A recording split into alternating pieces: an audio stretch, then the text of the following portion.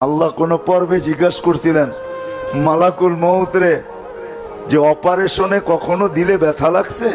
Operation বোঝেন তো, যে তুমি যে নিয়ে যাও কখনো দিলে ধাক্কা লাগছে? কয় 2 বার লাগছে। কয় কোন 2 বার? কিতাবে লেখা আছে কোন 2 বার।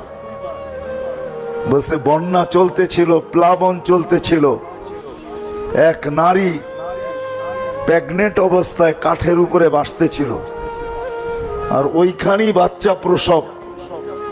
ওই মুহূর্তে আপনি বলছিলেন যে বাচ্চা রেখা মাকে নিয়ে আসো। তখন বড় ধাক্কা লাগছে, চতুর্দিকে তো পানি আর পানি, কাঠের উপরে বাসমান মাকে যদি নিয়ে যাই তো বাচ্চার কি হবে? তখন একটু ধাক্কা লাগছিল। বলে দ্বিতীয় সাদ্দাত যখন জান্নাত কমপ্লিট করলো, কারিগররা যখন বলল যে কমপ্লিট, দেখা শুধু সিগনেচার করে দেন। দেখা কি বাড়ি যখন কেউ বানায় তো বানায় তো রাজমিস্ত্রি, ঠিক না? যখন কমপ্লিট হয়ে যায় তখন মালিককে কি বলে, দেখেন তো ঠিক আছে কিনা, দেখা আমাদেরকে কমপ্লিট বইলা আমাদের বিল পরিশোধ করে দেন, ঠিক না? এই তো বলছে দেখা সিগনেচার করে দেন যে কমপ্লিট। যখন দেখার জন্য দরজায় ঢুকতে ছিল, ডাইন পা হোক আর বাম পা হোক যেটা ঢুকাইতে ছিল, আল্লাহ বলছেন মাটিতে লাগার আগে উঠায় নিয়ে আসবে। মাটিতে লাগার আগে এরকম ঢুকাইতেছে, মাটিতে লাগার আগে উঠায় নিয়ে আসবে। যে ওই দিন বড় ধাক্কা লাগছে যে বানাইলো জান্নাত, একটু দেখা গেলে কি হইতো, ঠিক না?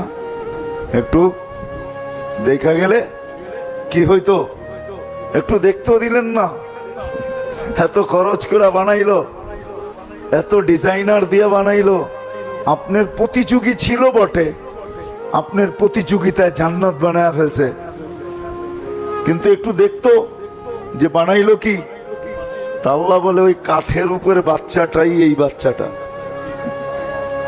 কাঠের উপরের বাচ্চাটাই এই বাচ্চাটা যে আমার বিরুদ্ধে জান্নাত প্রস্তুত করছে। এটা আলাদা আলোচ্য বিষয় চলে যাবে, কিন্তু আমি বুঝাইতে চাইতেছি উঠায় নিয়ে যাবে, পিছনে কি এটাও দেখবে না, সামনে কি এটাও দেখবে না। হুকুম হবে, সীমা রেখায় পা দিবে, উঠায় নিয়ে চলে যাবে।